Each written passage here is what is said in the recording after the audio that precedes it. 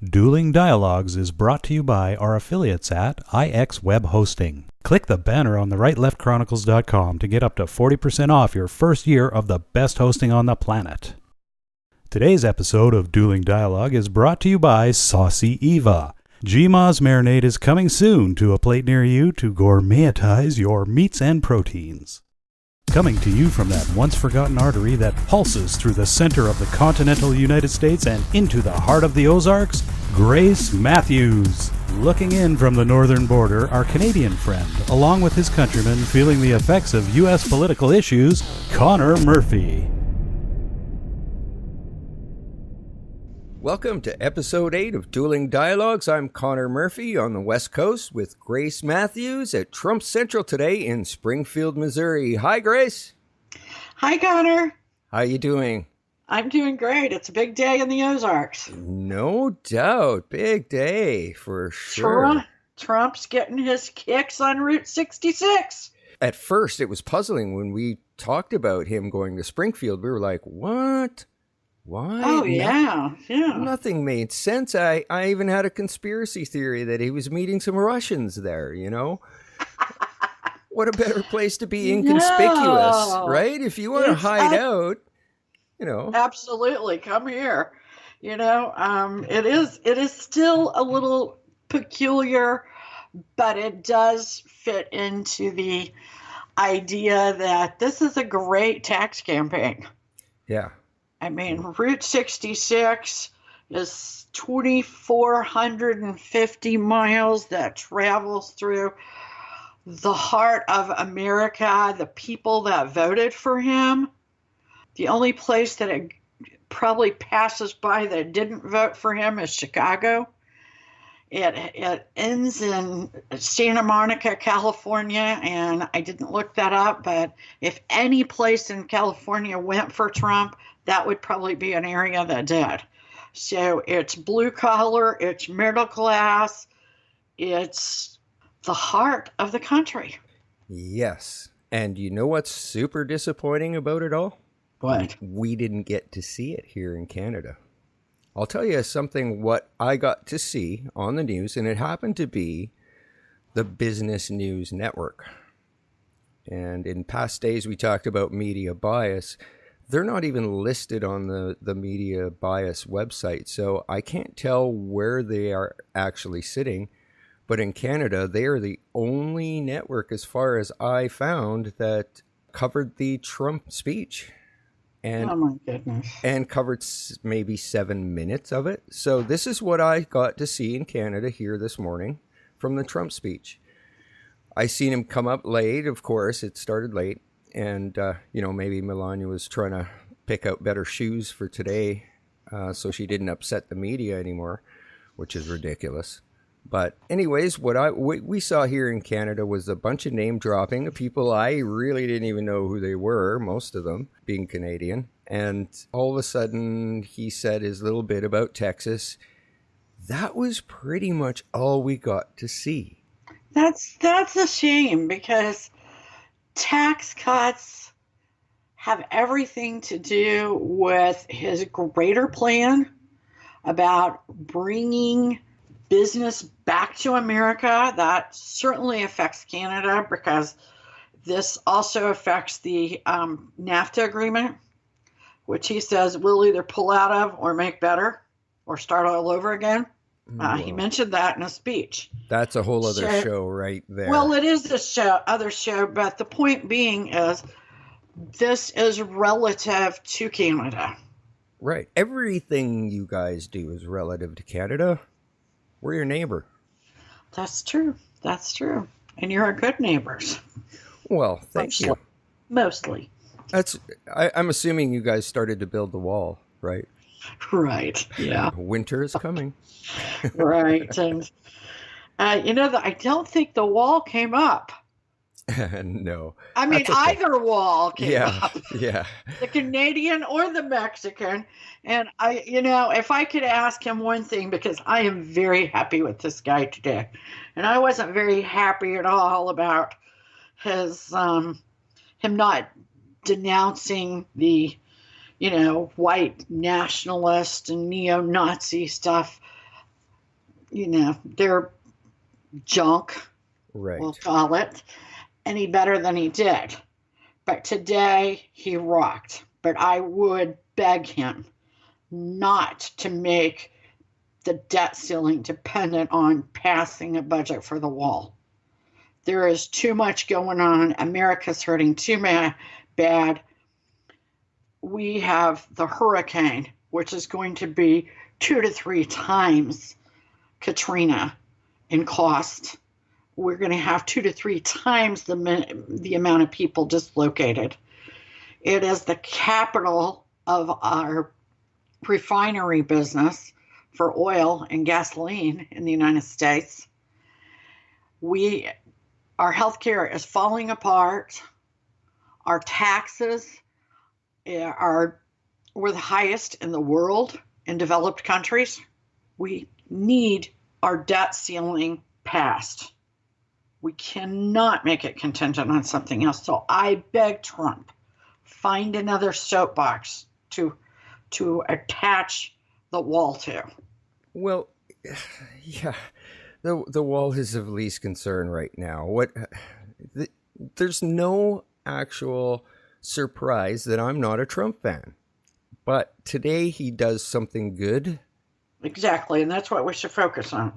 And there's nothing about it in the media, and we've talked so much about media bias in the past episodes that it was super evident today. I mean, I checked CNN, and while Trump was talking, they were playing reruns that I saw an hour ago. And you are just like I brought up David Horsey the other day and his article in the LA Times. He is left of left, and he admits it. But he is tired of being pandered to by the left-wing media. He says, challenge me. I've got to turn to Fox News, Sean Hannity, to be challenged. Exactly. He said, that's not right. You are right. I mean, even Fox Canada did not have the speech on. So as far as Canadians are concerned, pretty much nothing happened today. Trump did nothing. It was a big day. It was a big day for me. Big day in the Ozarks. And it was great because I felt Air Force One shaking my house earlier. And, it's exciting. Yeah, for sure. It's exciting anytime you see a president, whether you voted for him or not.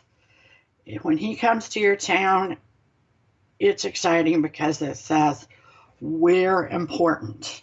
And let me tell you, a town like Springfield needs that. It's not a large town. And I've prepared a little information about Springfield.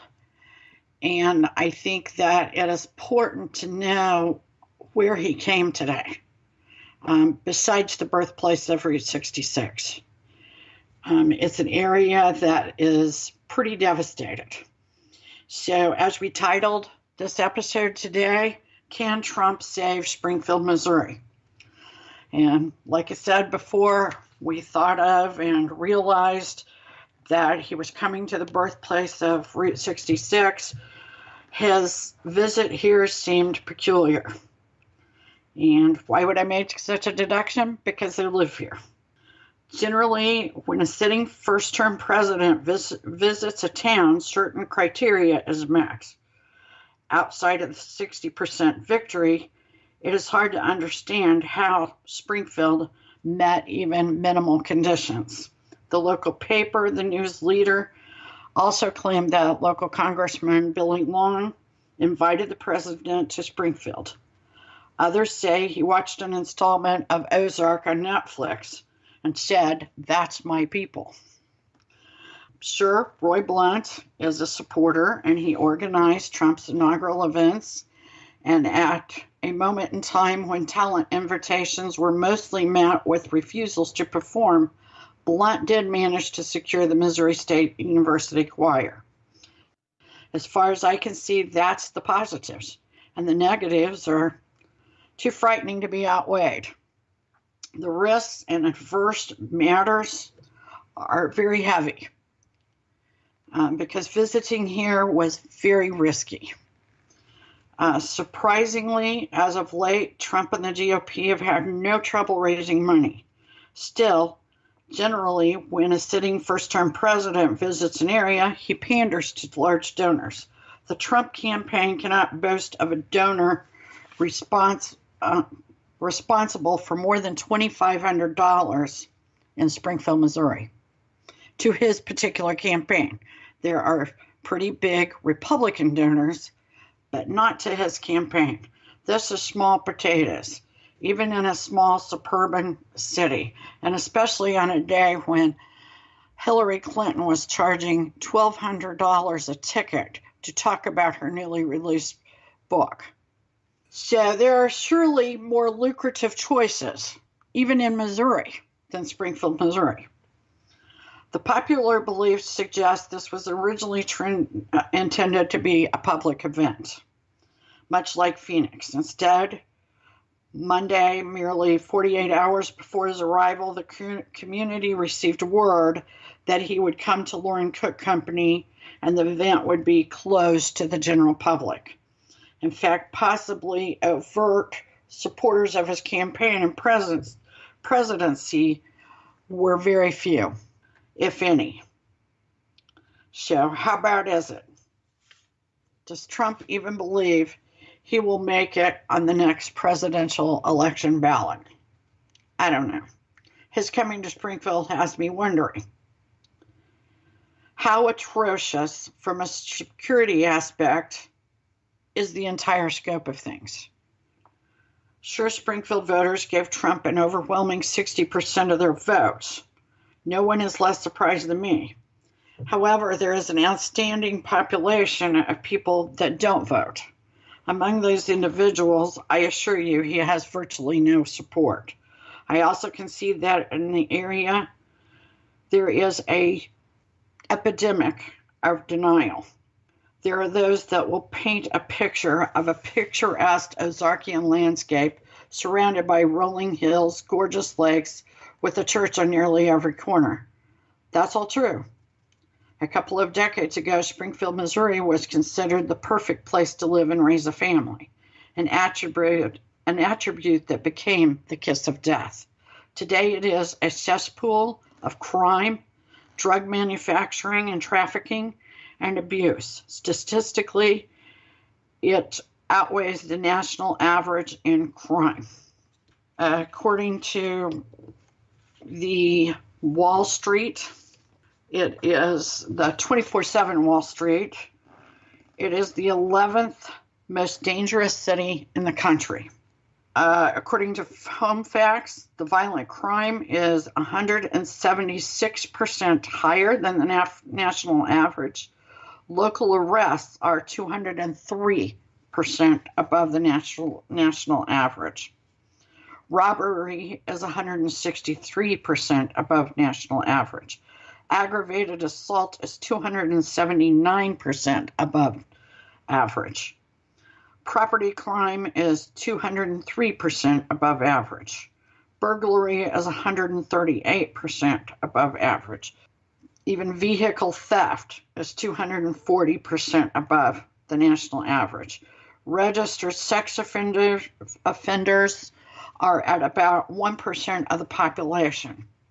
Springfield is not only the birthplace of Route 66, it is the birthplace of the formula for creating methamphetamine.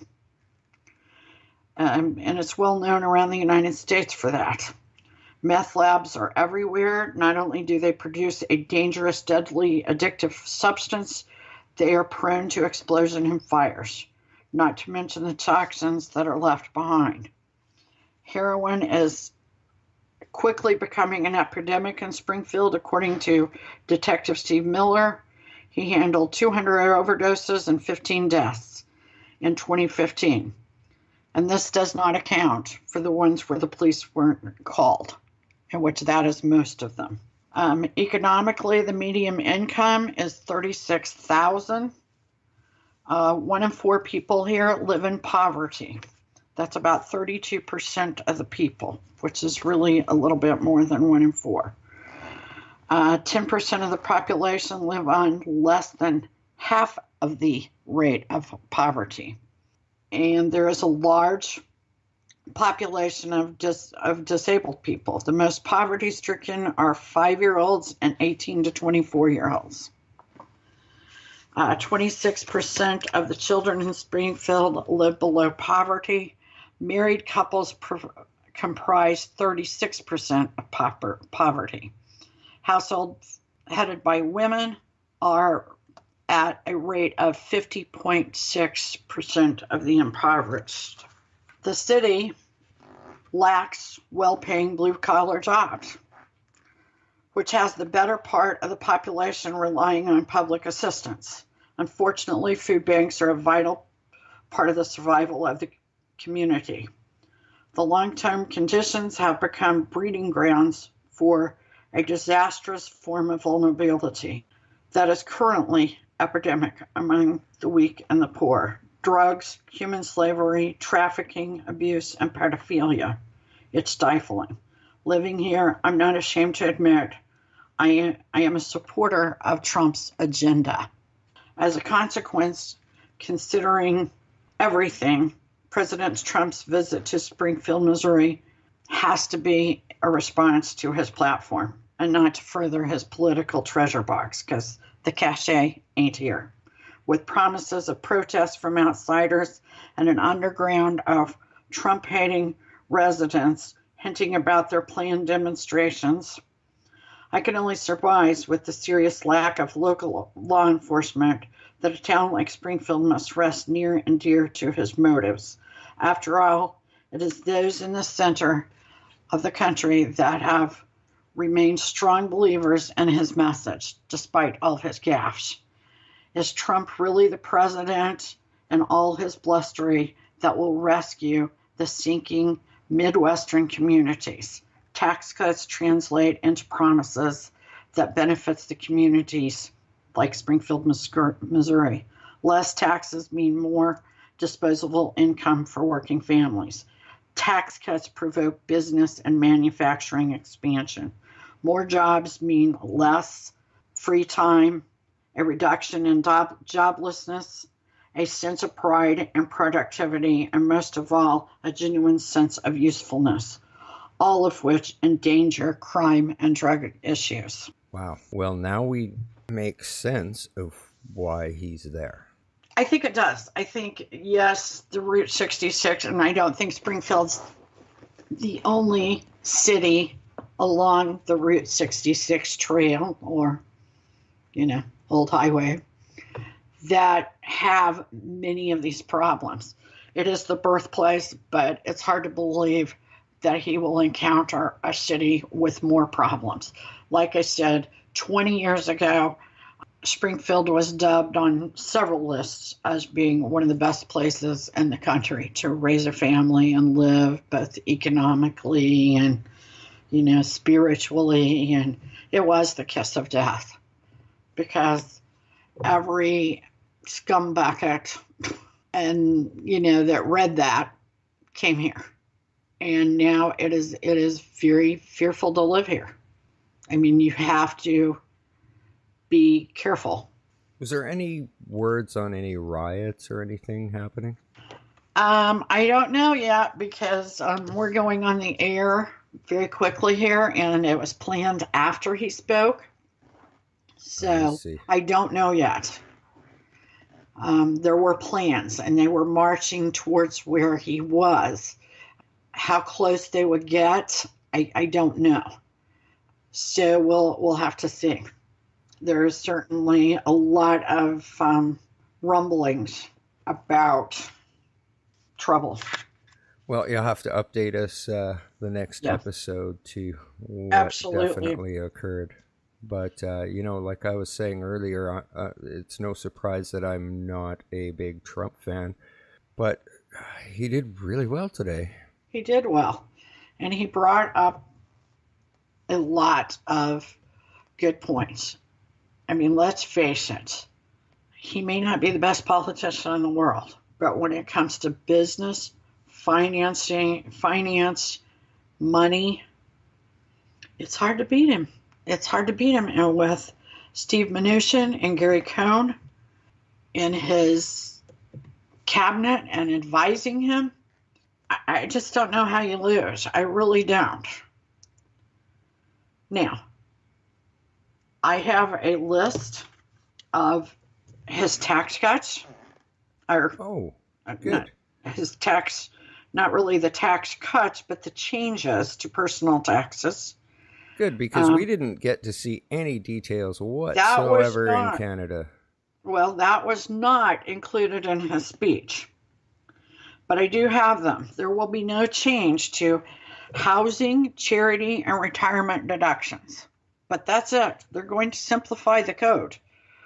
Property and state taxes will be eliminated, as will gambling losses, interest, union expenses, moving expenses, many medical itemized deductions, investments, casualty and theft loss, business expenses, legal fees, health savings accounts, teaching expenses, health insurance, early savings withdrawals, alimony, student loan interest, and domestic productions.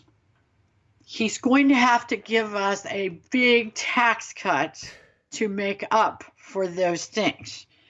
I myself love the health insurance deduction and the state tax deduction. And of course, I didn't see anything about education. I'm still sitting here with my mouth open. My mouth's been open since about halfway down that list. I started to think, okay, where's the tax cuts coming? Well, I don't know. I don't know. Now, you also have to realize that this is Trump's plan. Trump's plan is not going to be the one we're going to get. We're going to get whatever the Congress and the Senate decide on, if they can even do that. And so, and hopefully, because this just makes me so mad, they won't label it Trump's tax cuts like they labeled it Trump's healthcare issue, because both of these issues belong to the American people. And when they sit there and rewrite something that Trump has proposed, how do they see that it doesn't become theirs? Right. I mean, it belongs to the Congress and the Senate, and they have got to quit blaming it on Trump or acting as if they're mad at Trump, they can't vote for it. That is becoming so ridiculous. They haven't passed anything the American people need. They don't even work that much. They're only going to work 12 more days the rest of the year. And they've got a lot of work to do, including the debt ceiling. But let me tell you this. I got a letter yesterday, specifically from the Congress, and this just burns me alive, asking for money. We need you, Grace. We've got our work cut out for us. As of right now, Nancy Pelosi has momentum. The last 3 months alone, she raised $26.3 million, $8.2 million more than us. This means that when they spend $66.2 million in attack ads against conservatives, we won't be able to defend them because we won't have the funds. That's where you come in. The outcome of the election will depend on the support of grassroots activists like you. The situation is crucial right now, Grace. In just 3 days, we'll hit our FEC fundraising deadline. To catch up with Nancy Pelosi, all donations will be double matched before this crucial deadline. Do I really give a damn if they can't pass anything? We might as well have Nancy Pelosi and her crew in there. Come on, Grace, save the Republicans. Come on, save. This is the House conservatives. So this is the congressional conservatives. And you know what I say to that? BS with a capital BS. Good for you. I'm more than happy to give to the general cause, but not those guys. Not those guys that keep blaming everybody else and then they take a day off. It's ridiculous. Absolutely ridiculous. And then the GOP in Missouri is split. A couple of them were too busy to go to Trump's speech. And I'm talking about GOP people. I'm not talking about Dems. I'm not talking about that. I'm talking about Republicans. One of them is going to run for Senate. One of them's Jay Ashcroft, John Ashcroft's son. Is it really a surprise there's no accountability? It is and it isn't. I mean, at some point, you got to grow up. I mean, these are behaviors I don't let my kids get by with. But we elect these people into office assuming they're going to be for the people. Does it ever turn out that way? Not really. And how is it we get people that are so petty? Well, I don't like him, or he made me mad 6 months ago. Are you kidding me? How passive aggressive are you? Right. This is not high school. Get over it. Yeah, We're get adults. over it. You don't have to like him. What you do have to like is America and the American people.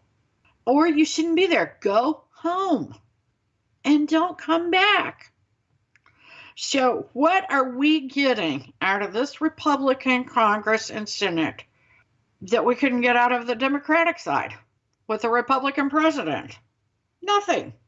Absolutely nothing. But let's think positive. Let's say they come up with a new tax code. Gary Cohn, he is the chief economic advisor for the Trump administration. And he says that they're going for the lowest, biggest tax cut ever. That would mean this would trump Reagan's big tax cut. Gary Cohn wants corporate tax rate to be below 23%. Trump did mention today he'd like to see it below 15%. Even at 15%, it would not be the lowest by any means in the world. Cohn also says that he would like a revenue neutral tax. Steve Mnuchin, I think they have small differences. Their small differences do not matter because this is going to go to Congress and it'll all be changed up anyway. My greatest worry, if the tax cuts are passed, is that Gary Cohn may not stay. He is very upset with Trump about the way he handled the Charlottesville situation. Gary Cohn and Steve Mnuchin are both Jews. Gary Cohn is also actually a Democrat. He is very upset.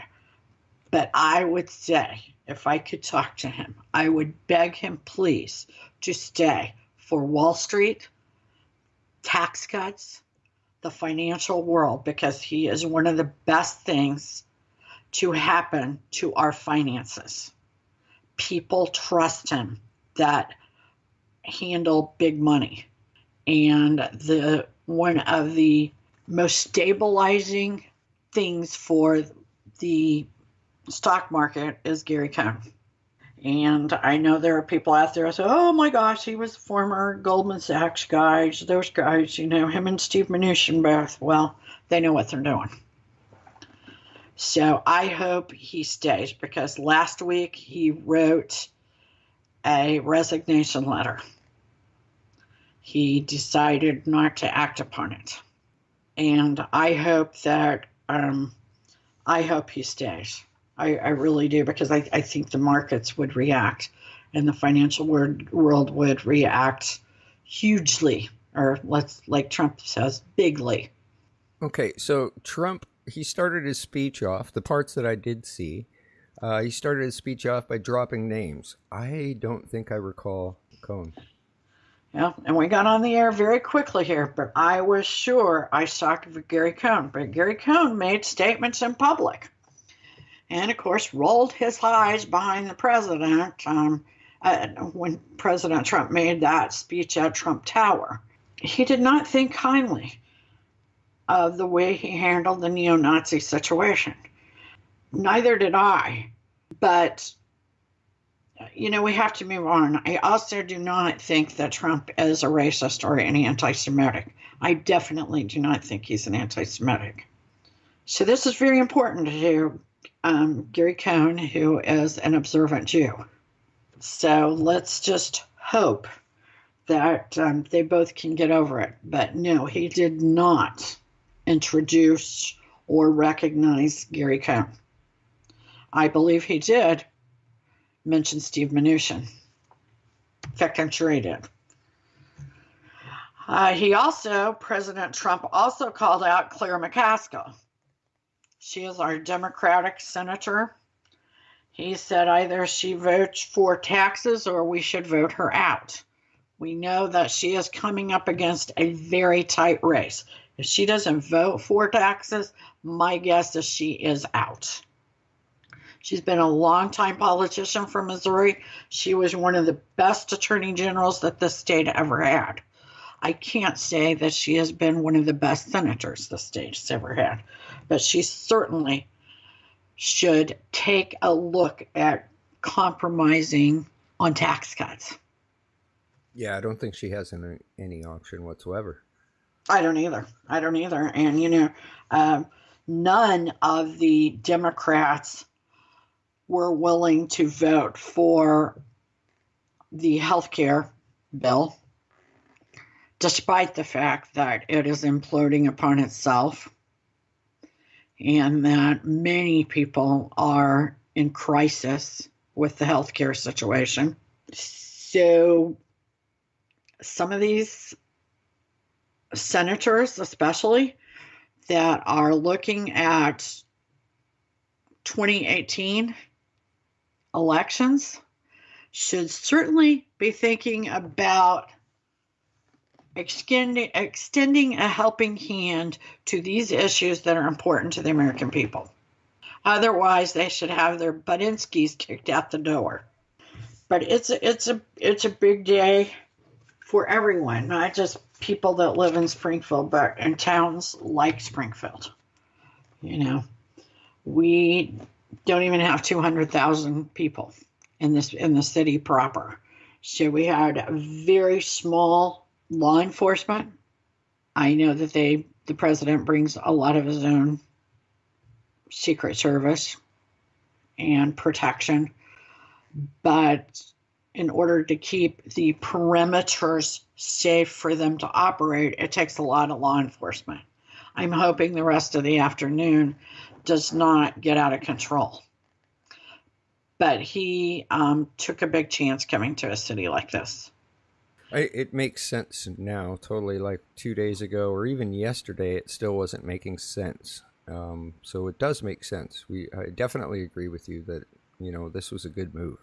It was. And at first, I really wasn't sure. But we need tax cuts. Well, I'm not so sure how better off you're going to be after losing all those deductions, though. That was a long list of deductions. I know. So they're really going to have to cut the cost. I think they're going to have to cut the tax rate. And I think he will. He's very cognitive. He, despite the bad media and his gaffes, which just being kind, calling them gaffes, he really does want to be the best president ever. And in his mind, it can be. I'm not saying I think he can, that's irrelevant. We're talking about what's going on in his mind. And I believe that this is extremely important to him. It's extremely important to how he goes down in history. But I also do think he cares. I think he genuinely cares about the American people and is very thankful for his life. I mean, if that's just a 70-year-old man trying to get into heaven, okay, great, I'll take it. If it changes things, and it changes things for communities like where I live, because it is very sad to see that kind of deterioration. And jobs change a lot of things. Money changes a lot of things, and a lot of us have been raised to pretend that money is a bad thing. Money is not a bad thing. Money makes things possible. It makes, when you can have a good paying job and you can support your family and you can do some things, you can take some vacations, you can go out to eat on Friday night.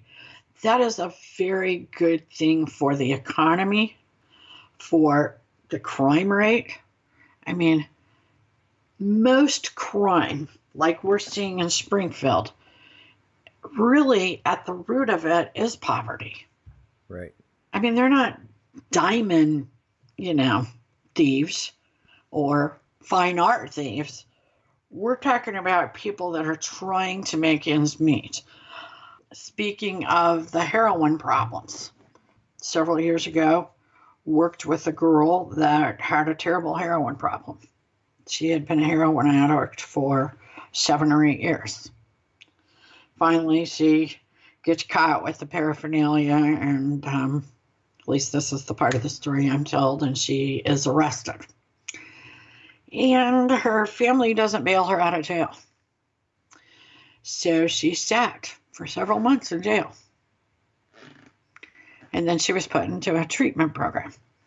And she was pretty successful. Now, she was given one of the drugs of choice, and they told her, you're probably going to have to take this the rest of your life, because heroin is just like being hungry, apparently.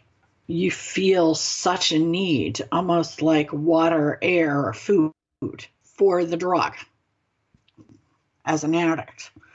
So she stays clean for like 5 years. And she has a baby. She loves that baby. She wants to provide for that baby, but she has no skills. What's she start doing?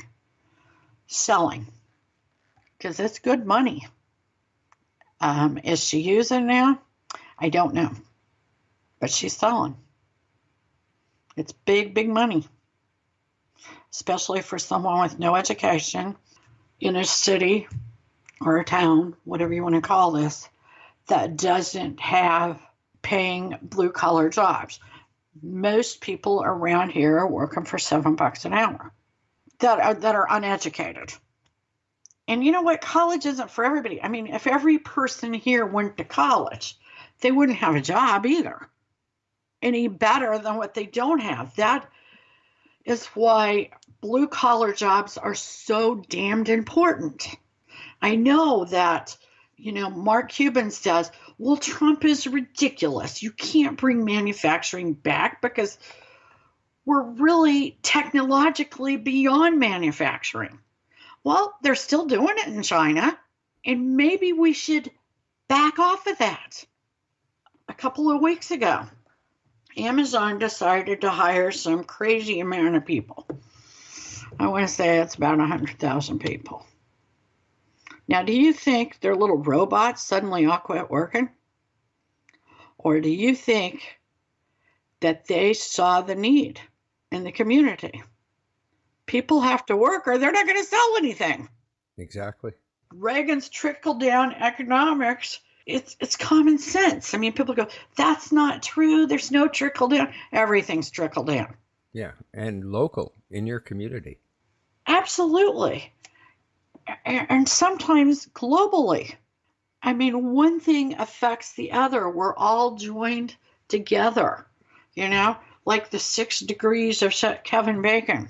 We're all joined together, and at the end of that rope, my life can affect your life. And ultimately, that means my life could possibly affect your son's life. If I'm late getting on here and you're supposed to be meeting him for dinner, I've affected his life, and I haven't met him. It's life. It is life.